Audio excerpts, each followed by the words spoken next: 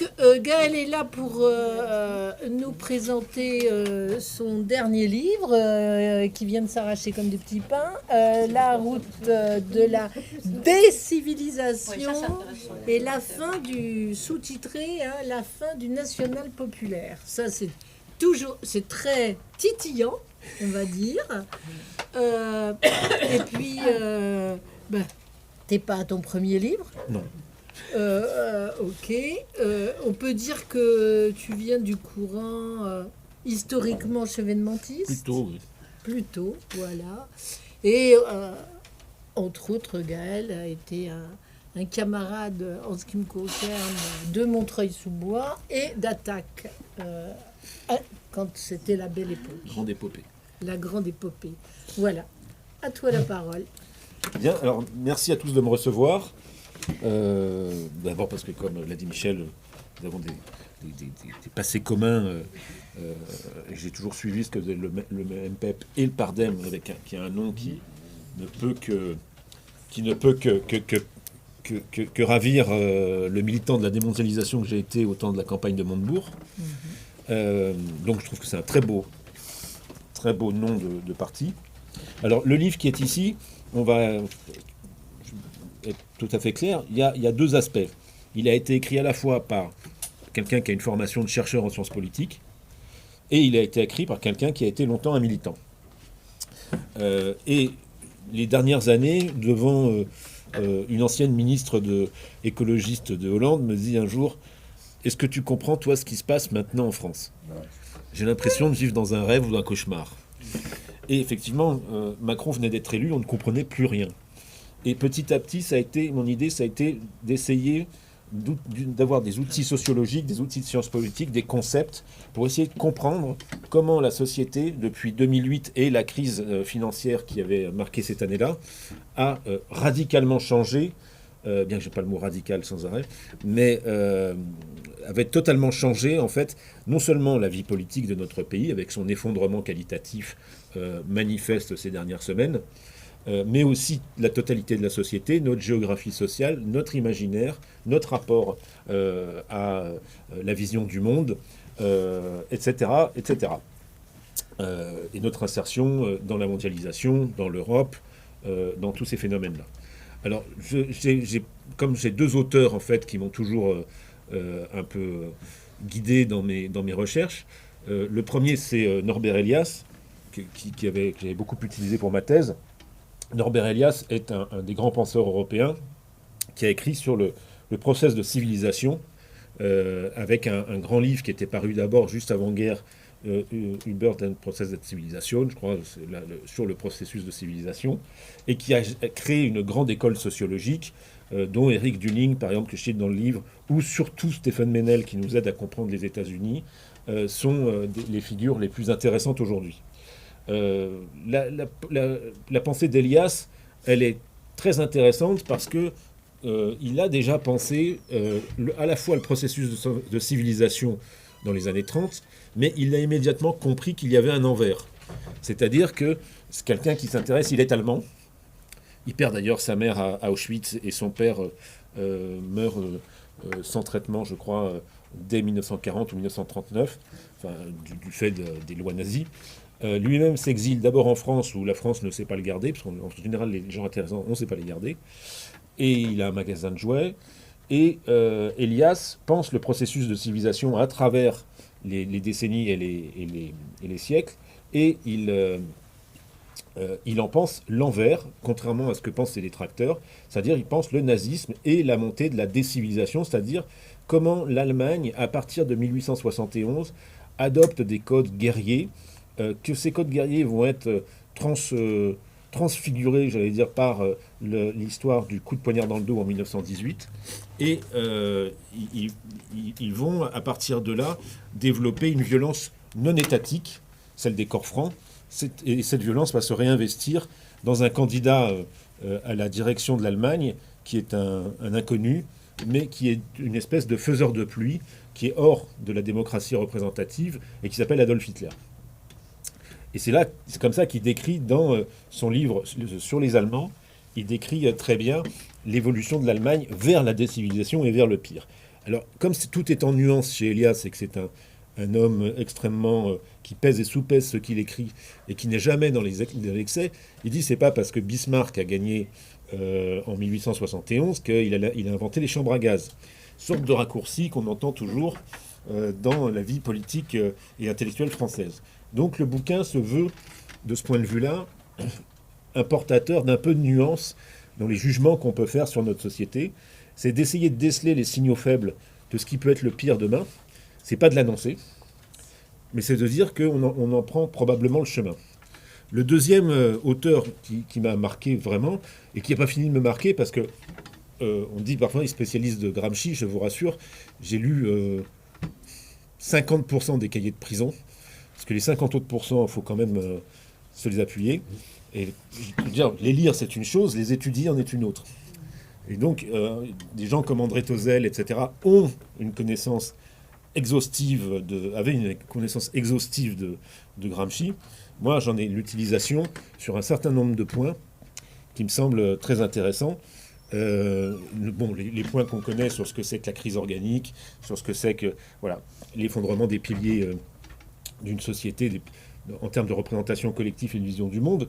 Et il m'a semblé que c'était l'auteur le plus utile pour comprendre comment notre société avait perdu un certain nombre de ses évidences pour les remplacer par des évidences fluctuantes, floues, générées par des personnages bizarres sur des écrans d'ordinateur ou de téléphone, et voir comment les gens articulaient à la fois leur ancienne vision du monde et leur nouvelle vision du monde.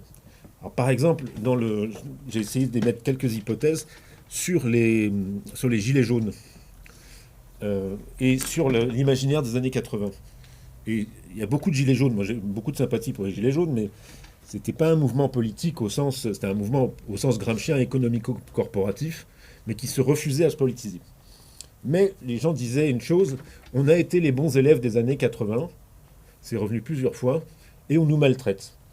Et ce qu'on a vendu, l'intellectuel organique des années 80, je suis retourné voir ce que promettait Bernard Tapie. Parce que Bernard Tapie, quand on regarde bien, j'ai longtemps hésité là-dessus, est le vrai intellectuel organique du social-libéralisme.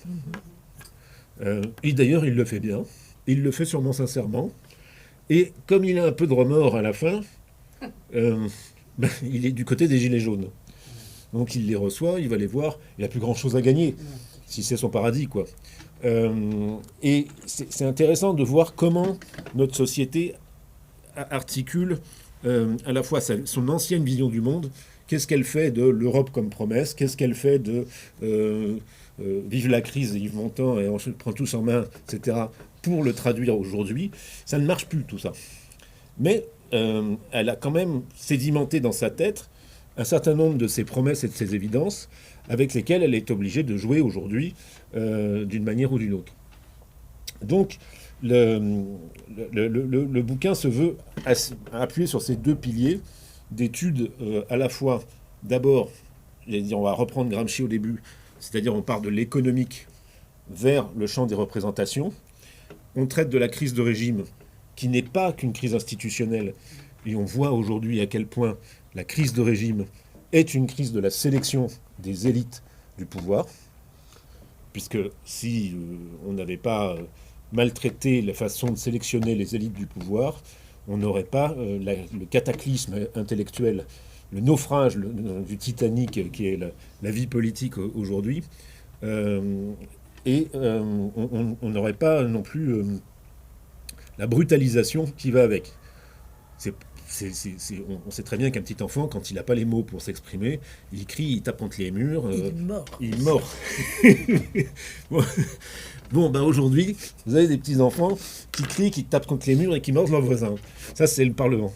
Mais il y a une véritable question de brutalisation qui est, elle aussi, qui s'est retrouvée... On a un alignement des planètes tout à fait néfaste, qui est que on a une chute des idéologies politiques, des familles politiques. La famille social-démocrate s'est totalement effondrée, elle ne sait plus quoi penser. Chercher un écrit un peu pensé d'Olivier Faure ou toute la bande, il n'y a rien. Rien. En plus, ils ont viré les seuls qui savaient écrire. Donc, c'était... si vous prenez les RPR-UDF, c'est-à-dire les familles démocrates chrétiennes, libérales, et et gaulliste, vous n'avez plus rien. Plus rien, il n'y a pas de pensée. Ils vont vous dire, bah non, mais être de droite, c'est sanctionner les mauvais locataires. Ça, c'est être de droite. Bon, ils ont pas, c'est pas ça. Donc il y a un effondrement qualitatif réel de tout ça. Et en face, il y a grossissent deux mouvements qui sont des mouvements, je dirais pas par défaut maintenant, parce que les gens y adhèrent, mais la France insoumise, on pense que la France insoumise est née dans nos quartiers politiques de la ville, chez des beurs. Allez à une manifestation de la France insoumise, on n'en aurait pas beaucoup. Alors c'est vrai qu'il y a des alliances électorales très nettes, parce qu'on voit les bureaux de vote, mais le cœur du réacteur, c'est les jeunes diplômés déclassés qui ne sont pas contents de leur sort, des quartiers, des quartiers où on vit où il faut beaucoup d'argent pour vivre et où eux n'en ont pas beaucoup, ils sont déclassés, etc. C'est-à-dire le nord-est parisien ou le 7e arrondissement de Lyon, ou un certain nombre de paniers à Marseille.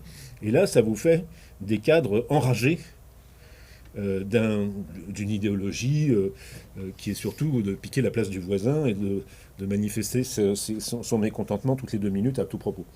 Et puis en face, vous avez un Front National qui est pris dans ce contexte par la vision du monde du pays, profondément pessimiste, profondément... Dominique Régnier dit stato-sceptique, je crois. Stato-sceptique, ce qui est vrai, qui croit peu en la politique, mais qui croit en l'affirmation de « on est chez nous ».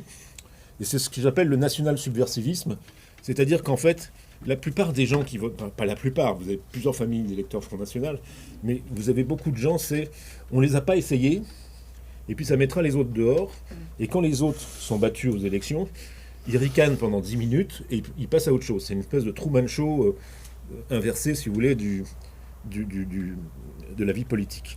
Donc on a un paysage politique là, que j'ai voulu décrire comme complètement chamboulé, où il faudra bien retrouver des bases pour des bases un peu solides pour reconstruire autre chose, et puis surtout inciter. Moi, l'ambition que j'ai à chaque bouquin, c'est avec Recherche le peuple, c'est d'essayer de penser les détails, les signaux faibles, introduire de la nuance. Je dis, le Front National n'est pas national subversiviste et pessimiste, etc. Vous avez une extrême droite très virulente en son sein, raciste. Vous avez des gens qui sont simplement patriotes, républicains, dépités. Vous avez toutes sortes de catégories de population qui sont... dont le « on est chez nous » fait office d'annonce du ras-le-bol. J'ai perdu ce que je voulais dire après. Mais je vois, si vous voulez, on peut peut-être passer par des questions, non ? Si tu veux. C'est toi qui dis. Comme vous voulez, comme ça on oriente après ce propos liminaire.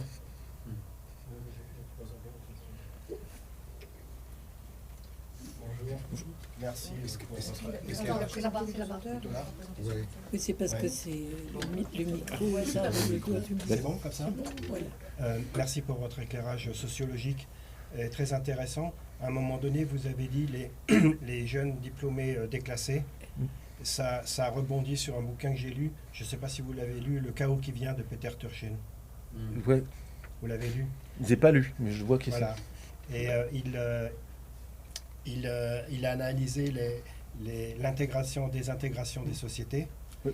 Et il identifie 2 éléments structurants de la désintégration. C'est premièrement ce qu'il appelle la pompe à finances, c'est-à-dire quand les riches s'enrichissent au détriment des pauvres qui s'appauvrissent. Et le deuxième élément structurant, c'est les classes, les élites surnuméraires. C'est-à-dire quand le système produit plus d'élites qu'il ne peut en caser, et ça produit une classe d'élite frustrée. C'est exactement ce que vous venez de dire. C'est pour ça que je voulais faire le parallèle.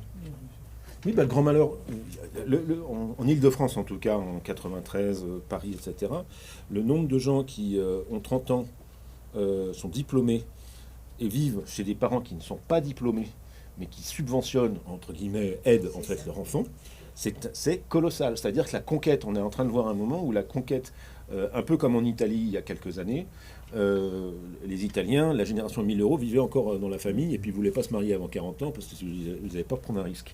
Ce qui a produit une dénatalité épouvantable. Et on a exactement ça dans beaucoup de cas. Alors ça produit, quand ils prennent leur indépendance, un sentiment ils sont un peu...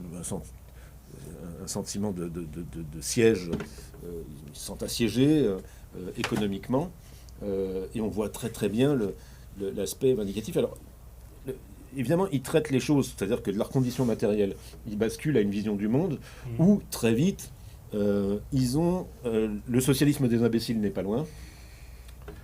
Ils sont dans la mise en cause permanente d'absolu... Alors, le truc, c'est... le dernier truc, c'est les boomers. Alors, d'abord, en sociologie, le raisonnement par génération est en général rejeté. C'est un truc, la génération est une réalité relative par rapport à la classe. Donc c'est assez étonnant, et c'est disqualifiant, et c'est une espèce de chasse aux boomers, à leurs idées, à ce qu'ils sont censés... En général, ils n'ont aucune idée d'ailleurs de la vie des boomers. Les boomers de ma famille, ils faisaient 45 heures, ils ne faisaient pas 35 heures. Oui, ça commence comme ça. Ils n'avaient pas... Ils connaissent des boomers, ils travaillaient jusqu'au samedi 14h. Voilà, c'est pas... Donc il y a une détestation, de l'autre. Alors ça produit évidemment... c'est pas une gauche, c'est un mouvement populiste de rancœur qui grossit, et qui va prendre sur des thématiques géopolitiques des positions en général pas très informées, sentimentalo. Il y a une espèce de prurite sentimentale qui touche tous les problèmes, mais qui les concerne assez peu parce qu'ils sont d'abord là pour dire je soutiens les victimes parce que je suis une victime. Donc la reine des... Alors ça a fait, je le dis parce que c'est visible. J'ai évité d'aller dans ces genres de manifestations, mais les copains qui sont allés ont constaté que là où les insoumis braillaient le plus fort, il y avait surtout des déclassés blancs. Il n'y avait pas les ouvriers. L'ouvrier noir du 93, il va peut-être voter. En général, il y a autre chose à faire. Donc il y a cette... ça, c'est le cœur du réacteur de la gauche. Le cœur du réacteur de la droite, de la droite nationale, vous le trouvez dans la diagonale du vide. Chez des gens qui sont obligés de faire 20 bornes pour aller au cinéma, qui comptent leurs sous, qui ont des guimbardes, on leur dit, bon, on les accable de règlements. Ça, c'est l'autre versant de la colère, de la France en colère. Mais je crois que ce qui est très intéressant, c'est surtout l'effondrement des élites du pouvoir, la crise. Oui, ça c'est clair. La crise. Tout ça n'existerait pas si vous n'aviez pas une mauvaise sélection des élites. Un effondrement le régime est en train de s'effondrer, ou il est mort, je sais pas, il fonctionne encore un peu comme ces canards sans tête, quoi. Il fonctionne parce que les institutions sont pas trop mal fichues, mais à un moment donné, les institutions elles-mêmes vont tomber tomber sur un os. Mais sinon, pour le reste, alors, on pouvait parier, c'est ce que je dis dans le bouquin. Macron est-il le liquidateur du régime de la Ve République, ou est-ce que c'est le repreneur façon Bernard Tapie pour en faire autre chose? Bon, j'ai l'impression que c'est plutôt le liquidateur. Sa culpabilité première est d'avoir choisi des gens et d'envoyer des gens à l'Assemblée nationale sur un malentendu qui ont, avant les Insoumis, il faut s'en souvenir, grandement dégradé le débat public. Et donc si vous n'avez plus dans l'Assemblée nationale et dans le Parlement une civilisation justement des pulsions nationales, etc., mais au contraire un réceptacle d'écrits permanents, que ce soit Casbarian ou même Panot, en fait vous aboutissez à une espèce d'inconfort civique pour les gens. Ils se disent mais par qui on est représenté, et il y a quand même un stress national qui est en train de se créer. Mais on n'est plus dirigé. En plus, vous leur laissez débattre d'un budget. Leur seul truc, c'est d'avoir leur quart d'heure warolien avec leurs mesures symboliques qu'ils auront portées et fait voter par amendement. Enfin, les débats sont catastrophiques. Donc voilà, c'était le grand analyste comme des régimes politiques. Le premier, bordelais, là, Duverger. Duverger disait, Duverger disait que le régime, c'était vraiment la sélection des élites et la limitation du pouvoir de ces élites.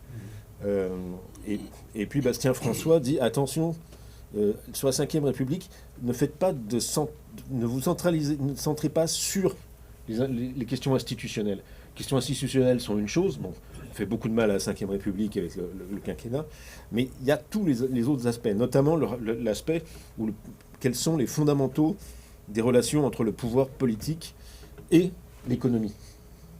On a fonctionné jusqu'ici que par subvention, que par une espèce de cordon, de nombre de cordons ombilicaux placés avec et tout ça est en train de se déliter parce que ça n'est plus adapté au temps présent. Donc le régime politique est en crise, notre imaginaire est mis à mal parce que nous ne sommes plus la France du général de Gaulle, on perd notre puissance, et en même temps on a des élites d'une arrogance terrible. Il y a énormément d'aspects qui font que tout ce qui était le monde d'hier doit être réorganisé et demande justement du positif et de redéfinir quelque chose pour l'avenir. Ce que les Italiens, en bien ou en mal, font en ce moment, le bloc historique existe de manière assez surprenante d'ailleurs, parce qu'il fallait quand même gérer pour une femme en Italie qui fait 1m60, enfin, elle s'est opposée à Berlusconi et au leader de la Ligue, elle s'est imposée à la droite pour s'imposer au pays. Et j'ai croisé un prof de gauche l'autre jour qui me disait « Mais moi, je ne suis pas d'accord avec ce qu'elle fait, je ne suis pas d'accord avec sa ligne politique, mais elle a mené pour la première fois de la cohérence au pouvoir. » Et il me dit « Sa cohérence est très reposante pour nous parce qu'on a vécu dans les dingueries de tous les précédents. Donc, il y a cette question aussi pour un peuple de savoir à qui on a affaire. Or, comme on ne sait pas avec Macron, comme on ne sait pas avec les autres, je ne sais pas, moi, à qui j'ai affaire avec Bardella, par exemple. Mais bon. Donc voilà, en gros. Merci.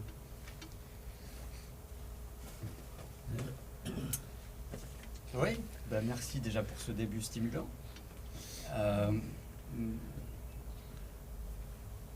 Est-ce qu'il y a des hypothèses explicatives? Parce que le constat que nos institutions réputées politiques, j'expliquerai juste pourquoi je dis réputées politiques, dysfonctionnent. Que nos institutions réputées politiques dysfonctionnent, c'est une évidence. Que ça crée une dynamique générale dysfonctionnelle, on ne voit pas comment ça pourrait pas être autrement. Mais pourquoi en fait? Évidemment, ce n'est pas le problème de la Ve République, puisqu'on constate les mêmes phénomènes dans tous les pays occidentaux, a fortiori dans les pays faisant partie, pour leur malheur, de l'Union européenne. Mais justement, pour la France, qui fait partie de ces pays, il y a une hypothèse explicative qui semble, je ramène à nos dadas, mais je veux dire, qui semble évidente, c'est-à-dire des institutions politiques n'ont de sens qu'à partir du moment, qu'elles soient représentatives ou pas, quelles que soient les modalités de ces institutions politiques, elles n'ont de sens qu'à partir du moment où elles correspondent à une société qui a la maîtrise de son destin institutionnel. Puisque c'est l'objet de la politique, en fait. C'est de mettre en question son arrangement institutionnel, institué, d'en faire un débat public et de l'arbitrer, soit par des élites, soit par le peuple, soit un mélange des deux, mais en tout cas, qui les met en responsabilité. Et cette société elle-même se met en responsabilité, puisque les choix qui vont impacter la modalité dont elle a modifié son arrangement institutionnel, elle va en voir les effets négatifs et positifs, et puis ben voilà, après elle se réoriente. Voilà, bon. Donc tout ça n'a de sens qu'à partir du moment où une société a la maîtrise institutionnelle de ces institutions publiques. Mais si ce n'est pas le cas, comment des institutions politiques pourraient-elles fonctionner? Ça devient ça devient... C'est pas un théâtre, la politique. C'est aussi un théâtre.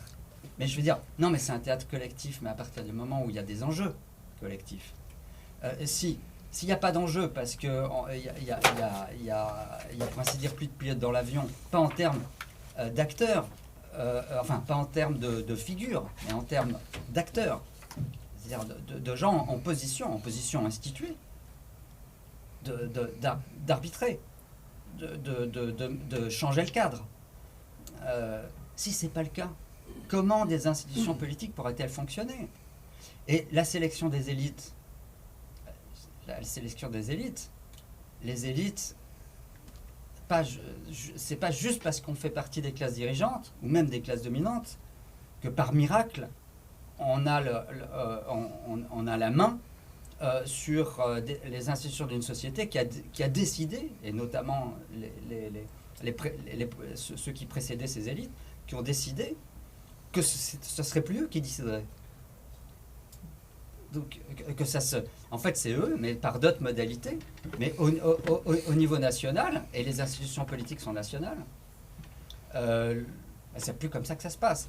Donc, il y a quand même un problème logique. C'est-à-dire qu'on peut pas être étonné de voir des institutions politiques dysfonctionner à partir du moment où elles sont plus politiques. Et où il n'y a plus que l'apparence de la politique. Ce sont des institutions politiques Canada Dry. Ça a l'odeur de la politique, ça a l'apparence de la politique, mais ce n'est plus politique. Pour que ça soit politique, encore faut-il se donner les moyens institutionnels d'arbitrer et de modifier le cadre. C'est plus le cas depuis des décennies. Comment s'étonner que des élites... Il ne suffit pas d'être élite, il faut que la configuration institutionnelle soit adaptée au fait qu'il y ait des élites nationales. Bon, bref. Mais donc, il faut des hypothèses explicatives. Il y a une faiblesse dans l'objection que je suis en train de vous faire, parce que je n'ai peut-être pas assez de te faire. Tutoiement en tant que camarade. Voilà, te faire. C'est par exemple les États-Unis. Les États-Unis ont conservé leur souveraineté, ils ne font pas partie de l'Union européenne, ils la dominent. Donc, ça c'est pour te faire un clin d'œil. Donc, et on constate les mêmes phénomènes. Donc, c'est une faiblesse dans l'argumentation que j'essaie de faire. Mais les Américains ont leur propre modalité de dépolitisation. D'ailleurs, ont-ils jamais eu de véritables institutions politiques? On peut se poser la question. Il y a, bien sûr, il y a la compétition pour arriver au sommet de l'État, le côté bipartisan, voilà, avec tous ces inconvénients. Mais par exemple, le fait, il y a des gens qui ont relevé, ils n'ont jamais changé de constitution. On peut dire c'est le signe d'une belle stabilité politique. On peut dire aussi c'est le signe d'un manque de caractère politique d'une société qui envisage son cadre comme intouchable. Le propre de la politique, c'est de considérer les cadres comme modifiables et questionnables. C'est le propre de la politique. C'est ce qu'ont inventé les Grecs. Donc, est-ce que les Américains sont très politiques? Est-ce que ça n'a jamais été une société réellement politique? On peut se poser la question. Et donc, quand les classes dominantes américaines ont fini de totalement capter le système par l'argent, tout simplement, eh bien, les Américains s'aperçoivent que voter démocrate ou républicain, c'est pas... Voilà. Et puis Thomas Frank nous explique pourquoi les riches votent à gauche et pourquoi les pauvres votent à droite. Bon, donc voilà, ils ont leurs problèmes, les Américains. Ils arrivent finalement à la même impasse par d'autres moyens. Mais pour nous, on a quand même des hypothèses solides pour comprendre pourquoi nos institutions politiques dysfonctionnent et pourquoi des élites qui ne servent à rien, des élites politiques, servent à rien dans une société non politique, qui s'est dépolitisée, qui a théorisé la fin de la souveraineté et qui en est fière. Du coup, les élites politiques... La question est très bonne. Alors, c'est pas dans le bouquin, mais il y a une réflexion qui, moi, me taraude. C'est qu'on a la juxtaposition de deux espaces, en fait. On a, en France, d'abord, l'Hexagone est considéré par une grande partie de nos concitoyens comme l'unité de survie. C'est-à-dire, on est chez nous, on est une traduction. Mais on a aussi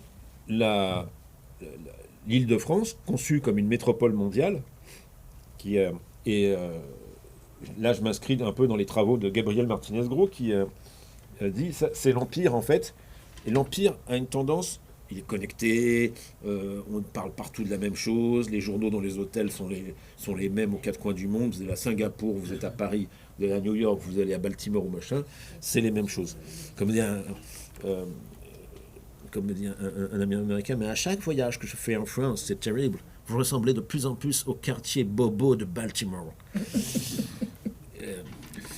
Et c'est double, en fait, ce double espace. Moi, quand on a fait Recherche le Peuple, avec Jean-Philippe, c'était que je constatais que quand je mangeais à Montreuil, au bar du marché, les gens avaient le même revenu que les gens du Troquet de Guignon, sauf qu'ils ne votaient pas la même chose. Vous n'avez pas les mêmes préoccupations. Et donc la juxtaposition de l'unité de survie reconnue comme telle et de ce qui fabrique la richesse et qui est connecté à tous les flux mondiaux, financiers, humains, etc., etc., on a deux mondes complètement différents et qu'une des raisons du grand malaise français, c'est que si, grâce à cette région qui s'autonomise, on finance les autres régions, parce qu'en fait, il y a des flux financiers qui partent de l'Île-de-France vers tous les autres. Il y a au niveau de la vision du monde, au niveau des intérêts matériels, etc., immédiats, les populations ne sont pas les mêmes. Et elles ne votent pas pareil. Les cartes électorales sont de plus en plus frappantes de ce point de vue-là. Et c'est une des sources aussi du malaise institutionnel, c'est-à-dire qu'on a des institutions qui ne savent pas répondre. Toutes les institutions sont... Quand vous regardez bien, moi, ce que j'appelle la zone verte, c'est les studios de télé de Boulogne et ici les Moulineaux. Vous remontez sur le 15e, qui est la plus grande concentration de hauts fonctionnaires qui habitent avec le 14e et le 16e un peu. Et puis vous arrivez sur le quartier des ministères, 6e, 7e, jusqu'au 8e. Et ça, vous avez la zone verte française. C'est-à-dire, et vous allez boulevard Montparnasse, et en fait, vous êtes sûr de croiser... 3 ministres, un patron de presse, 3 sondeurs qui sont au même moment qui prennent le café dans les mêmes lieux. Donc en fait, vous avez une autonomisation au cœur, une autonomisation des élites qui se lie d'un point de vue géographique, y compris de leurs goûts qui sont martelés par Madame Ernotte à la télévision. Y compris les élites essayent par en haut d'imposer leur goût de restaurants étoilés, de vacances sur le bassin d'Arcachon ou en baie de Somme, ou des trucs comme ça, c'est très marrant. Mais tout ça vient d'un milieu extrêmement restreint. Alors, tous ces emboîtements géographiques expliquent que la plupart des Français ne se sentent pas concernés par une France qui ne vit pas comme eux, et qui est en extraterritorialité dans son propre pays. Et ça crée les enjeux, si vous voulez, qui sont les enjeux des jeunes journalistes de politique, par exemple, qui s'occupent de politique dans les rédactions, donc ceux qui ont 20 ans de moins que moi qui viennent d'arriver, sont des enjeux qui sont très instagrammables, sont très version quotidien, on va dire, comme façon de faire, ricanement et bien-pensance, mais absolument pas traductible pour la plupart des gens, qui vont finir par s'informer ailleurs. C'est le titre, excuse-moi, de ton prochain livre. C'est ricanement et... Qu'est-ce que tu as dit? Et bien-pensance. Ricanement et bien-pensance, tu fais un carton. Alors moi, j'en achète 10 exemplaires, je les vends comme des petits pains. Franchement, j'ai vu ricanement. Mais je crois vraiment que... Ça, c'est un point d'arrivée. C'est pas l'explication. Si. C'est auto-renforçant. Le dérèglement. Le dérèglement de la géographie sociale française, qui est qu'on n'est plus de nulle part, qu'on perd ses origines. J'aurais bien aimé faire une étude sur les visites aux caveaux familiaux cette année, par rapport à il y a 30 ans. C'est un des aspects. On ne connaît plus ses morts, on ne connaît plus ses racines. Alors évidemment que derrière, vous avez des identitaires qui arrivent avec leur camelote et qui vous vendent le truc, très bien d'ailleurs. Mais ils viennent combler un vide qui n'existe plus dans la société. Donc vous avez un malaise qui dure depuis, moi je vais dire Maastricht. À partir de Maastricht, on dit la France, fini, maintenant c'est l'Europe. Et puis on s'aperçoit que, à mesure qu'on avance dans les trucs européens, ça se passe mal. 2005, ça se passe mal, mais maintenant on fait un bras d'honneur au peuple. Et donc, la géographie sociale a toujours été présente depuis le référendum sur Maastricht, et elle l'est encore plus aujourd'hui. Vous avez disons les choses franchement, il y a une mutation complète de la vie en Île-de-France. Le prolétariat blanc a été expulsé dans l'Aisne, dans la Somme, etc., etc. Bon, dans l'Oise au mieux. Donc vous avez une éviction, et ces populations-là se retrouvent dans une espèce de no man's land pour elles, et donc ça fait du vote Front National. Le titi parisien n'existe plus. Vous avez une ville de flux, où vous avez des gens qui s'installent, qui sont branchés sur la mondialisation. J'ai discuté il y a 2 jours avec quelqu'un, alors elle me disait, mon mari là, passe 2 mois à Shanghai, puis il repasse par Moscou, puis il revient en France, et puis après on ira peut-être j'irai peut-être 2 mois, moi, à Boston ou je sais plus où. Donc c'est des populations qui bossent beaucoup, mais qui sont des populations internationales maintenant.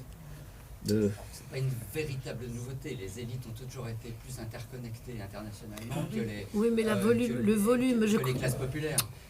Le volume n'est pas le même. Le volume n'est pas le même. L'aspect quantitatif est spectaculaire par Oui. rapport à avant. Non, mais Hemingway se baladait aux 4 coins de la planète, mais il était seul, quoi. Maintenant, ils n'ont pas le talent, et en plus, il y a vraiment une mutation. C'est ce que dit Gabriel Martinez-Gros. Il dit, au fond, on a un problème énorme. On a la création d'une société qui se veut sans conflit, et qui, de fait, a été relativement pacifiée. Et il dit, parce qu'il parle d'Ibn Khaldoun, il dit, le problème, c'est les marges. Et les marges, aujourd'hui, elles se créent à la fois à nos marges, c'est-à-dire les marges méditerranéennes, la Libye, etc., mais au sein de nos grandes métropoles, on le voit très bien à Londres, on le voit à Berlin, on le voit à Paris, on a des marges que nous n'arrivons plus à gérer. C'est-à-dire que la fin de l'unité de survie, la fin de l'État-nation comme unité de survie vraiment omnipotente quasiment, ça a sécrété le pullulement de marges dont on a vu il y a 10 ans, quand il y a eu les attentats, rue à Saint-Denis, à côté de la boulangerie, là, les mecs qui se sont réfugiés. En fait, personne sait qui loue à qui. Enfin, vous avez des marges comme ça, urbaines, notamment dans l'immédiate proximité de Paris, qui ne sont plus contrôlées par l'État. Si vous garez mal votre voiture, vous avez des soucis. Par contre, personne n'est capable de dire qui crèche dans un certain nombre de lieux en France. On est connecté à une société mondialisée où les flux sont permanents. Ça se fait pas tout seul. Ça se fait avec leurs jambes déjà. Non, mais je veux dire, ces situations-là, c'est pas une nuée de sauterelles. Et ça représente combien de pourcents de la société française? C'est une minorité.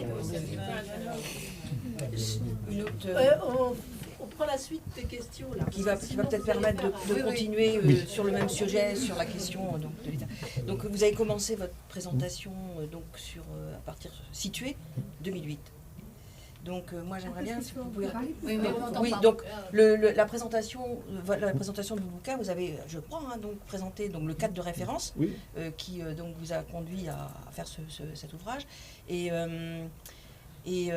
vous avez cité 2008 comme étant la date, une date, alors le mot rupture n'a pas été prononcé, mais enfin, bon, voilà, donc est-ce que vous pouvez revenir sur 2008 ? Pourquoi sur cette date-là, puisque c'est celle que vous avez annoncée, parce que je pense que moi j'ai entendu en creux, mais peut-être que j'ai mal entendu, que 2008 c'était la crise financière derrière, donc la rupture donc liée à la crise financière.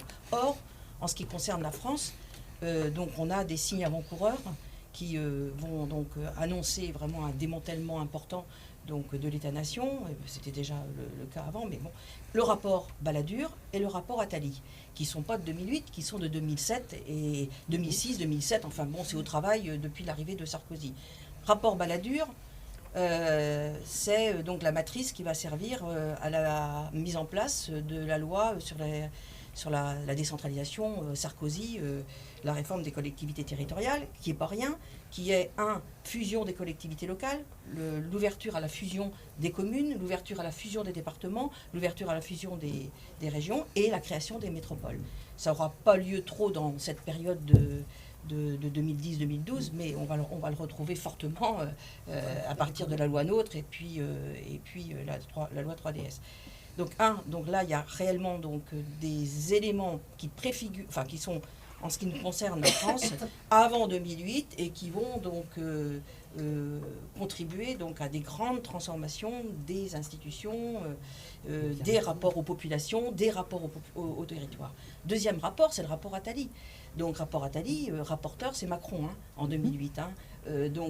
Et ce rapport qui ne sera pas mis en place à ce moment-là pour les raisons liées à la crise financière, mais qui sera mis en place à partir de 2017, clairement, et même avant sur certains segments. C'est donc un changement radical au niveau de la politique publique et de l'action publique qui est on ne vote plus des mesures, on vote par bloc. Et donc là, on a une nouvelle matrice de l'action publique qui va conduire à ce qu'on perçoit, analyse aujourd'hui. Donc voilà, c'était ma question. C'est pourquoi 2008 ? Pourquoi 2008 dans la présentation de votre bouquin ? Voilà. Parce qu'il y a une charge explosive avant, Ouais. et qu'il y a un détonateur qui est 2008. Et à partir de 2008, la crise, en fait, c'est Adam Tooze qui décrit très bien ça, mais elle prend toutes les formes et elle atteint l'économie réelle à un moment donné. Moi, je me souviens très bien que je travaillais à la communauté urbaine du Creusot et on nous annonce qu'il va y avoir une usine avec 1200 ouvriers de Ikea, avec le bois du Morvan, machin. Et donc c'est la joie, on nous dit que Utopia va faire un grand camping de luxe au bord du lac local. C'est la joie.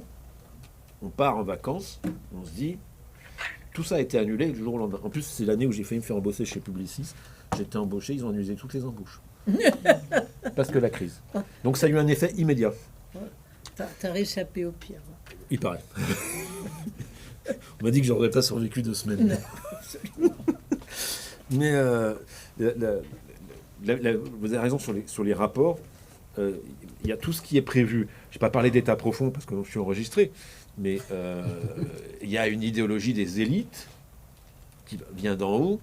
Par exemple, ces histoires de collectivités locales, je connais pas mal. Par exemple, la fusion des régions.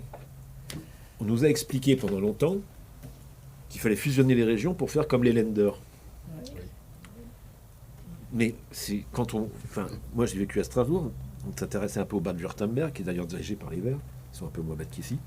Et vous avez des élites locales qui pensent leur land, qui n'ont aucune envie d'aller à Berlin, et qui donc s'investissent totalement dans leur land, avec un système propre, avec beaucoup plus de moyens, mais c'est un système fédéral, mais c'est un système quasiment de tribus allemandes qui se sont perpétuées au fil des siècles.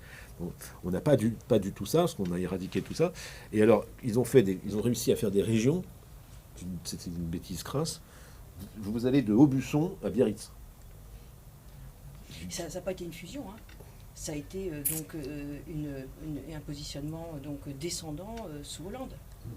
Ça a été, oui. Donc on passe de 22 à 13, point barre, c'est pas de la fusion là. Ils ont fusionné. Oui, mais après, par conséquent, il y a dû avoir du rassemblement de territoire et de population. Mais c'est pas la logique de la fusion. La logique de la fusion, c'est lorsque 2 départements, lorsque un département fusionne dans la métropole, Rhône fusionne dans la métropole de Lyon. Donc là, c'est pas le même mécanisme qui est en jeu. Et y compris, c'est pas les mêmes décisions politiques qui président au réel de la transformation des collectivités territoriales. Vraiment. Les régions, c'est pas de la fusion. En ce qui concerne le passage de 22 à 13. C'est quoi alors on a juste un point de vocabulaire, je pense. On n'est pas d'accord sur le vocabulaire. On ne fusionne pas, on diminue. On diminue. On éradique, on diminue des régions. Donc quand il y a la fusion, mais non, parce que quand il y a la fusion, les exécutifs territoriaux, les exécutifs donc du département vont donc négocier, alors que dans le cas Il y a un phénomène horizontal. il y a un phénomène horizontal, alors que dans le cas qui a eu lieu donc en 2015, Colmont-Valls. il n'y a pas de négociation entre les exécutifs des conseils régionaux. Oui, c'est un truc imposé dans... descendants, voilà. Ah, mais il décide là. Vous pouvez reprendre, là, c'est intéressant, mais moi, je pense, j'ai zappé, là. Alors, Donc, bien vu, la fusion ou bien regroupement. Donc c'est ça. Oui. Hein. Donc le regroupement, Oui. c'est pas tout à fait pareil que la fusion du point de vue de l'analyse des institutions et de l'action publique. Oui, Et oui. du processus de décision. Et du Il y a un processus truc de décision. horizontal, Ça, c'est et sinon Voilà. c'est vertical. Voilà. Enfin, peut-être pseudo-horizontal. Hein. Oui, Mais Oui. Mais en tous les cas, voilà. Donc voilà, c'est... Donc 2008, pour vous, c'est... Alors, 2 minutes n'a rien à voir avec les regroupements, mais en tout cas, ça a à voir sur l'économie réelle. C'est comme ça, d'ailleurs, que Montebourg a fait la campagne qu'il fait sur l'industrie, sur le protectionnisme européen, sur la démondialisation, sur une analyse qui est que nous, on voit très tôt, il tourne autour beaucoup, je me souviens de grandes discussions, il tourne autour beaucoup de cette réalité-là. Moi, je lui dis, ça va vraiment modifier la vision des gens. C'est-à-dire que les gens se sentent en danger, jusque dans ce qui faisait la richesse de certaines régions encore industrielles. C'est qu'ils ont vu, il y a une grande peur. Les gens qui sont les plus au courant de la mondialisation, c'est pas les hauts fonctionnaires, c'est les fédérations syndicales de l'industrie. Ça fait belle lurette qu'ils se sont formés à tout ça et qu'ils connaissent tout ça. Mais le problème, c'est que les hauts fonctionnaires spécialisés en commerce extérieur ont une vision très tableau Excel des choses. Et en général, on visitait pendant une visite ministérielle, c'est 1 heure dans une usine. C'est pas comme ça que vous connaissez un type en cabinet ministériel devrait passer une bonne semaine. Devrait s'établir même. Oui, devrait s'établir. S'établir dans l'usine. Oui, oui. Pour voir comment ça fonctionne, ce que c'est qu'un carnet de commandes, ce que c'est qu'une mauvaise nouvelle qui arrive, etc. Alors c'est vrai que là-dessus, je suis d'accord, parce que je crache le bouquin de tous, dit bien qu'en fait, ça a été le renversement, plus rien n'a été pareil après cette crise, qui n'était pas attendue, puisqu'on attendait une crise Chine-États-Unis. En fait, c'est une crise purement de l'assurance, si je me souviens, c'est l'assurance des prêts aux États-Unis, ça, Ouais. machin et trucs mûches, là.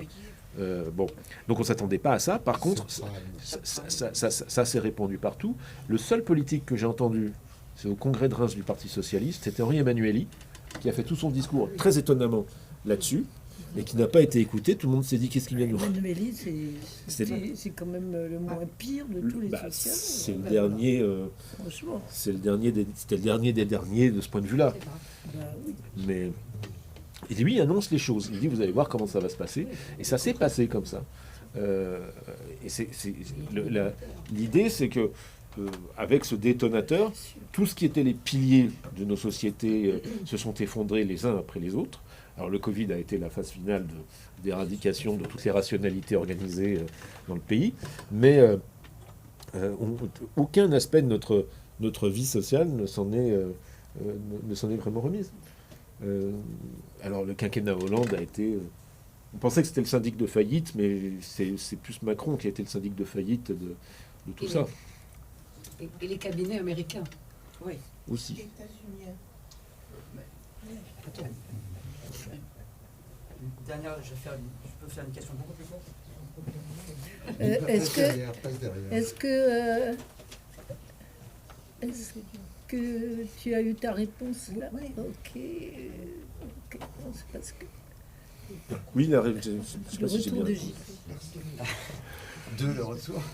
Je vais être beaucoup plus concis. Oui, je sais bien. Euh, 2008, c'est sûr que c'est une césure, une articulation historique, économique puis générale.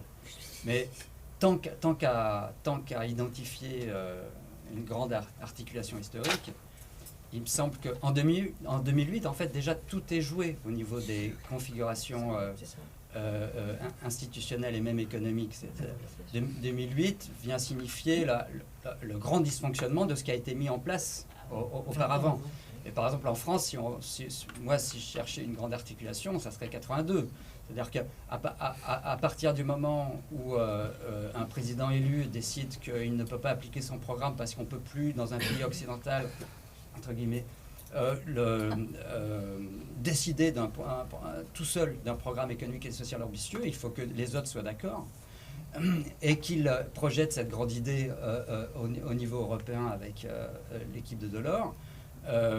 Et que par ailleurs, il dit bah oui, mais du coup, il faut que les mouvements politiques puissent s'identifier à autre chose du coup qu'un grand programme économique et social, et que ça sera par exemple sur des bases identitaires, l'antiracisme, etc. Il y a une configuration qui se met en place qui fait que l'économie désormais est pensée sur le mode du y a-t-il un pilote dans l'avion, un mode automatisé, et sur la base de la généralisation du libre-échange et de la financiarisation des entreprises et des budgets publics. Et ça, c'est déjà 84-86, avec les socialistes et la droite qui enchaînent exactement sur le même programme. Donc, la configuration est déjà verrouillée. Et 2008 ne pouvait arriver que dans ce genre de configuration verrouillée. Donc, le crash financier, il était tellement prévisible que ça en est... enfin, je veux dire, chaque fois qu'on dérégule les finances, on a des crises financières. C'est pas comme si on venait de découvrir ça. Enfin, je veux dire, c'est pas comme si Keynes n'avait pas existé ou je sais pas quoi. Donc 2008, oui, c'est vrai, c'est une grande articulation. Mais moi, si je devais en trouver une en France, ça serait 82. Et en Occident, de manière plus générale, peut-être la fin des années 70. Voilà, c'est ça. En 2008, on change de vitesse. Voilà. C'est tout. Parce que quand je prends l'image c'est la même voie. de la charge explosive constituée patiemment et du détonateur, c'est pour ça. Oui, c'est vrai. Mais c'est le moment où le détonateur est appuyé qu'il y a C'est ça. la déflagration a lieu et qu'on ramasse les décombres. Mais après, c'est vrai que c'est une crise qui a tout bouleversé. On le voit partout. La flambée. C'est dès l'automne 2010, à Vienne, en Autriche, le FPE fait une percée à 30%. Le candidat fait 30%. Et il revient, et ils étaient laminés 2 ans avant parce qu'ils avaient fait plein de bêtises, comme d'habitude. Et il revient. Aujourd'hui, le FPE est à 37%. C'est un truc totalement fou en Autriche. Ils étaient à 28 quand Steiner. Ils sont à 37. Si on prend... alors là, tout le monde la presse de gauche dessoule pas depuis qu'ils ont appris que Geert Wilders avait fait 16,7% contre 16,9% à son adversaire dit de gauche. Qui est de gauche comme... moi, je suis évêque, mais... quand je peux être plus évêque que lui de gauche, mais c'est partout dans l'effondrement du système bipartisan au Royaume-Uni, et quand même, on parlait, mais le Reform Party, c'est pareil. Et on attendait, il y a 10 ans, tout le monde espérait en Podemos, et c'est Vox qui s'est imposé. Alors que la colère, à un moment donné, ce que on aimait bien avec Chantal Mouffe, etc., la démocratie agonistique et construire le peuple, etc., c'est Vox qui le construit. C'est comme Chega qui est à 2 doigts de prendre le pouvoir au Portugal. Podemos s'est bien suicidé. Je pense que le caractère totalement vicieux et dingue de Pablo Iglesias a contribué à détruire le truc, plus les accusations épouvantables dont ils ont usé et abusé contre les leurs pour les éliminer. Mais ils sont quand même effondrés. C'est pareil, Bertinotti, qui était notre visiteur de tous les forums sociaux, bon, il est âgé maintenant, il s'est converti au catholicisme, ce qui est un bon point, mais Rifondazione Comunista, il n'y a plus rien. Il n'y a plus rien, il n'y a plus que les artistes. Hein. Les artistes italiens, quand vous les interrogez, ils votent tous pour l'extrême gauche, mais il n'y a plus de gauche. Donc c'est quand même... bon, la Suisse, n'en parlons pas. Enfin, on peut faire tous les pays. Et l'AFD, qui est quand même le Parti national conservateur, Tu fais la gauche. totalement... les partis sociaux-démocrates sont en capilotade. C'était bien lancé déjà avant 2008. Oh bah oui. Oui, non, mais il y avait des symptômes. Mais... enfin, c'est pas les seuls. La famille démocrate chrétienne s'est complètement effondrée. La famille libérale traditionnelle, les partis libéraux, le FDP en Allemagne, est à 3%. Vraiment, toutes les familles politiques de l'après-guerre sont lessivées en ce moment. Il y a encore cette question auquel tu n'as pas répondu. Des formations politiques dans des pays sans souveraineté servent à quoi, en fait? Bah, surtout avec des militants politiques qui ne sont pas des citoyens. Il y a un des points que je dis dans le bouquin, le problème, c'est l'instagramisation de la vie politique. Les jeunes militants politiques que je rencontre, ils montrent les photos avec Aurore Berger, avec des gens comme ça. Je dis non, pas ça, il faut pas arrêter maintenant. Non, mais ils veulent être des stars. Ils veulent être des stars. Alors quand ils lisent un livre, ils se prennent en photo en train de lire le livre. S'ils mangent un Big Mac, ils se prennent en photo en train de manger le Big Mac. Donc il faut aussi voir que tout ce qui est... que l'imaginaire est nourri d'une espèce d'autofiction où on s'invente un personnage et on ne fait rien. Parce que le militant politique aujourd'hui, vous savez militer, mais un jeune militant PS, ce qu'il fait, c'est qu'il prend un tract, il va à une entrée de métro, il se prend en photo avec son tract, etc. Il remballe le tract, et puis il va bosser. Il ne distribue pas de tract, ça n'existe plus. Ce sont des mini-stars, en fait. C'est l'incroyable famille Kardashian transposée dans le monde politique. Et ça fait énormément de mal. Avec qui voulez-vous discuter? Comment voulez-vous faire une agora, un forum ou je sais pas quoi, avec des gens qui ont zéro idée, mais simplement la promotion d'eux-mêmes? Mais pourquoi faire des agoras et des forums quand on ne va pas arbitrer à la fin? Bah, justement, parce qu'il y a des gens qui seront dans ces agoras et ces forums pour décider à la fin. Non, ils ne pourront pas. Bah, toi, si. Non, c'est-à-dire, ça demande un débat en amont. Il faut qu'on ait un débat sur le fait qu'on ne peut plus arbitrer, qu'on va devoir de nouveau se reconfigurer pour pouvoir arbitrer. Je crois que... C'est-à-dire se libérer du carcan qui nous empêche de décider. Des débats en amont, des débats en aval. C'est-à-dire sortir de l'Union européenne. Tout le monde comprend que si le Parlement est dans cet état-là, et l'Assemblée nationale est dans cet état-là, dans ma famille, il y a de tout, les gens me disent, mais qu'est-ce que c'est que ce bordel? Ce signal-là, pour eux, c'est un signal faible, enfin évident, c'est donc que le système est en crise profonde. Mais à quoi sert un Parlement? Oui, non, d'accord, mais justement, ils le voient, ça sert à rien. Ouais, mais ça sert pas à rien parce que c'est des bouffons qui font n'importe quoi en se prenant en photo. Quand même. Mais c'est une conséquence. Un Parlement qui sert à rien pendant des décennies va dégénérer.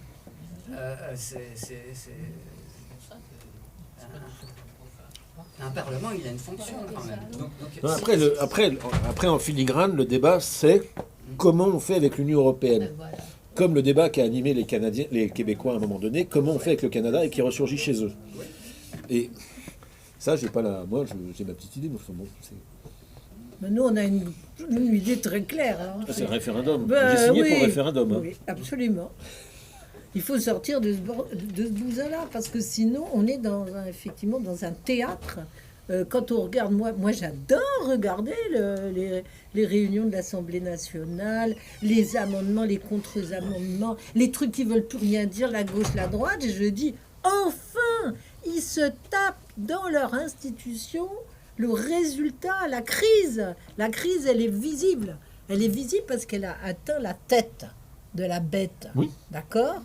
Et les Français sont amenés, les citoyens, en disant mais c'est quoi ce bordel? C'est ce que tu dis, mais comment ça se fait que... oui, ça se fait que de toute façon, c'est des bouffons. Ils sont là pour prendre des décisions sur des trucs qui sont les miettes de la couleur des assiettes en carton. Un mec comme Kasbarian. Il faut pas déconner. Un mec comme Kasbarian, dans ce spectacle tragicomique, fait passer des trucs pour les gens, pour les locataires, pour les locataires de HLM, etc., qui sont des trucs criminels. Hein. Oui. C'est-à-dire que... Mais il le fait parce que...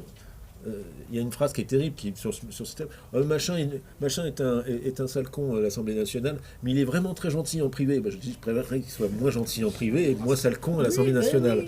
Mais ils prennent des dossiers pour exister. C'est un mec comme ça, il veut exister. Ça ne les empêche pas de faire des saloperies, parce qu'ils n'ont plus que ça. exister pour la frime, pour WhatsApp, pour l'image, pour machin, pour... Oh, t'es content si t'as fait passer un amendement, hein. C'est un des amendements que t'as proposé qui passe et qui reste dans le projet final. T'en as pour toute une vie, hein, moi je te le dis, hein. T'es Non, mais content. Donc, faut préciser, c'est quand même des décisionnaires, mais des décisionnaires gestionnaires. Non, mais c'est pire. Bah. Ils ne décident que de Non, ce ils qu'ils décident. peuvent décider, c'est-à-dire des miettes qu'on leur a laissées, Voilà. et que sur le fond, ils ne peuvent rien proposer qui contrevient au traité de Lisbonne intégré dans la Constitution française. Et le titre 15, c'est d'une folle évidence. Et donc ils n'ont plus que la gesticulation. Et moi j'aime qu'il y ait cette crise, je le dis. Peut-être j'ai des racines politiques qui aiment le bordel, mais j'aime le bordel qui est là. Parce qu'avant, le bordel, il était que dans la société, avec des crises d'angoisse de tout le monde dans la société, hein. Des ouvriers qui ont vu la désindustrialisation, des hospitaliers qui assistent à la déglingation, au déglingage de l'hôpital, etc., etc. Des syndicalistes qui se rendent bien compte qu'ils ne servent plus à rien. Des militants de partis politiques qui se disent mais qu'est-ce qu'on fait, on est en train de bouffer notre chapeau et tout ça. Et là c'est dans les institutions, mais profitez mes amis. LCP, vous avez un petit coup de mou, t'as un petit coup de mou, tu prends LCP et tu t'en fais 1 heure quand c'est les amendements à l'Assemblée ou quand c'est les dingues de sénateurs, c'est encore pire. Et là, tu dis, oh, c'est bon, c'est bon. C'est moins cher qu'un Ils thérapeute. ne s'en sortent Moi, ça me pas. rend triste en fait. Non, ben oui, mais il faut pas. Ouais. Parce Moi, ça qu'on me rend dirait triste que- aussi, quand même. Mais non, c'est parce que non, ne faites pas les derniers agneaux qui viennent de découvrir que le truc ne fonctionne pas, que c'est le bordel. Ben non, justement. Sauf que c'était caché au vu. Moi, ce qui me fait du bien, c'est que c'est pour qui veut le voir. Il Non. appuie sur LCP et il voit. Non, mais c'est pas du tout bon en fait. Parce que Ah bah- ça vient rationaliser Non. le fait qu'on Non. peut compter sur personne. Eh qu'ils ben, sont tous pourris, non, non, que non, c'est non, ridicule. non, non. Ça vient décrédibiliser. Ça vient me libérer de ce Oui, que je pourquoi cause. Non, mais je dis je pour me libérer de ce que je croyais être une folie ou même une dépression, qui était de dire pourquoi je vois autant les choses en noir, pourquoi je n'ai plus confiance, pourquoi je machin, etc.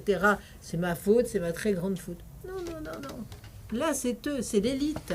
C'est l'élite institutionnelle, c'est l'élite des parlementaires, c'est les mecs qui ont accédé à ça ou qui sont ministres, qui sont d'une nullité crasse. C'est trop bon. Moi, Non, mais je il y vais a- vous le dire. il y a- Ça se voit. Moi, j'aime que ça se voit parce que ça ne génère pas de la folie, ce qui se voit.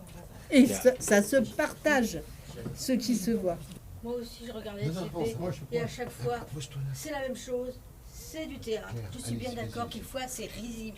Mais franchement, il y a des moments où je me dis, on nous prend pour des cons. Et moi, j'en ai marre. Eh ben, tant mieux. Mais vraiment marre qu'on soit pris comme ça. Je trouve que c'est humiliant. Et puis, je me dis, mais en tant qu'électeur, citoyen simplement, si on veut essayer de remuer tout ça, eh bien, au début, on est obligé de jouer le jeu. Les municipales arrivent. Bah, plutôt que de critiquer et de cultiver son jardin, eh ben, on va essayer de se mouiller. On va y aller au municipal. Comme la France insoumise, comme le Parti Et alors socialiste, Comment fait-on? et on va Eh bien, La gagner. meilleure des choses à faire, Et c'est on quand va même gagner. de se C'est sûr parler. qu'on va gagner. Et quand on voit les députés, mais les pauvres, mais c'est... Oui, Les ils n'ont qu'à pauvres. démissionner, ils n'ont qu'à partir. Ah bah, Mais après, ils sont payés. Ils ont C'est pris... donne-toi, ils jouent leur retraite là. C'est le... ils Oh, vont- non, mais- En 6 mois, ils ont joué leur Passons retraite. dessus ça. Putain, moi, j'y vais, moi, tout de Et suite. pour faire Ça, je suis un d'accord. boulot politique, il faut énormément de détermination, de conviction et de temps. Donc, quand on est en retraite, on peut encore s'investir. Mais quand on travaille, et comme les heures de travail vont augmenter, hein, vous avez entendu comme moi, et puis les déplacements qu'on peut de moins en moins bien faire, eh bien, on se parle plus, on se dit pas l'essentiel. Donc on ne construit pas la politique. Et c'est difficile. Et moi, ça me désole de voir ça. Alors LCP, oui, comment... Enfin, ça en est... Et c'est vrai que c'est un théâtre, mais c'est ridicule, c'est une farce. Non, Mais comment arrêter cela? c'est pas une farce. C'est pas une vraie farce. Alors, C'est du réel. C'est pas la même chose. moi, je pense qu'un des, Dernière question. moi, je pense qu'un des Les problèmes, 27. c'est justement ça. C'est-à-dire que, bon, on sait bien que le poisson pourrait par la tête, là on le voit. Oui. Mais qu'est-ce que ça provoque, qu'est-ce que ça alimente? Tu refais le...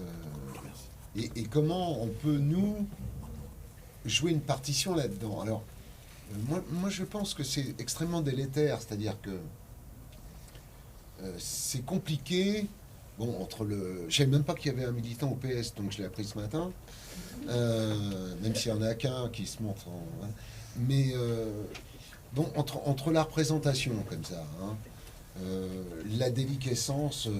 alors, non pas programmée, mais montrée, effectivement, sur LCP, machin, entre les corruptions affichées, qu'elles soient gouvernementales, de l'Union européenne, enfin bon. Dans cet immense bordel comme ça, qu'est-ce qui peut se dégager pour les gens? Ce qui peut se dégager, c'est pas le contentement de voir ça. À mon sens, ça ne renforce qu'un dégoût pour la politique, d'abord, et qu'ensuite, ça renforce, pour moi, hein, la théorie de l'homme fort. C'est-à-dire que il nous faut un mec à poigne pour arrêter ce bordel, et puis pour prendre les mesures, pour Faire le ménage. mettre tout ça en tôle, faire le ménage, et puis imposer, enfin, la justice et la vérité, un espèce de super Dupont pour ceux qui lisent les bandes dessinées. Bon. Voilà ce que ça alimente, à mon sens. Et donc, la partition qu'on a à jouer là-dedans, moi, je pense que ça n'est pas... Enfin, évidemment, c'est d'expliquer et du con, et du con, et du con. Mais, par exemple, les municipales. Moi, je pense qu'il ne faut pas rentrer dans ces systèmes-là. C'est-à-dire laisser penser, comme tous les autres, qu'on peut faire quelque chose dans une municipalité. Alors certes, on peut peut-être faire des petits déjeuners pour les mômes, c'est mieux que rien. Non mais, Les cantines. enfin, oui, voilà. Donc à la marge, sur les poubelles, sur des trucs comme ça, on peut... et encore les poubelles, c'est compliqué. Mais bon, donc on peut peut-être à la marge faire ça. Mais c'est pas ça dont les gens ont besoin. Les gens, ils ont besoin d'un changement radical. Oui. Et donc, laisser penser que si on se présente, on peut faire quelque chose qui certes ira dans le bon sens, mais qui va changer la vie des gens, je crois que c'est une arnaque. Et donc, faut pas rentrer, à mon sens, dans l'arnaque. Au contraire, il faut appuyer et dénoncer, déconstruire, montrer que ces élections municipales, par exemple, c'est pas de la daube, c'est du cirque. C'est un cirque intégral qui ne conduira nulle part. C'est de la dépolitisation. En expliquant pourquoi. Parce que, bon, je vais pas... Vous savez tous, hein, les crédits municipaux, les machins, enfin bon, bref. Et en mettant l'accent sur l'élection, la seule élection qui a un sens, c'est l'élection législative. Pourquoi? Parce que c'est les députés qui font la loi et non pas qui s'occupent d'une clientèle. Parce que là aussi, il y a une déviation de ce qu'est l'élection législative. Je vais vous représenter, mes chers administrés. Non, un député n'est pas là pour ça. Enfin bon, bref. Pas m'étendre, on en a parlé une centaine de fois.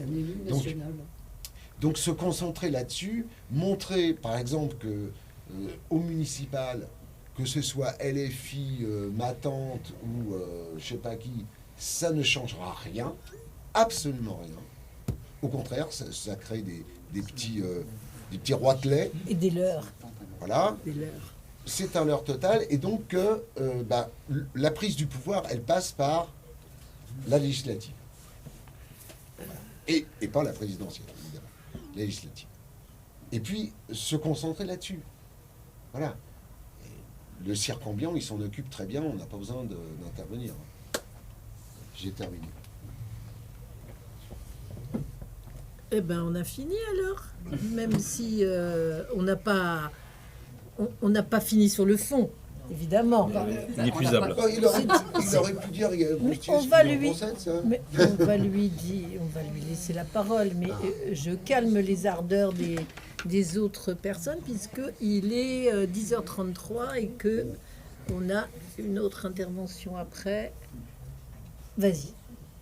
Bah, Conclusion, cher monsieur. je suis d'accord avec des nuances. C'est vrai que la seule élection qui compte... Je pense que la présidentielle est devenue un piège où on fait d'un faiseur de pluie un homme omnipotent et où il y a toutes les...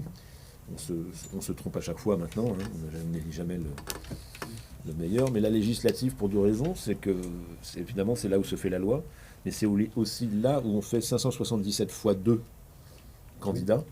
C'est-à-dire qu'un mouvement politique qui aligne 577 fois 2 candidats existe déjà vraiment nationalement. Et que C'est un problème, d'ailleurs. c'est un problème, mais c'est un objectif. C'est un Oui, moyen. C'est un problème. Mais oui, mais enfin, c'est un problème solvable, on va dire.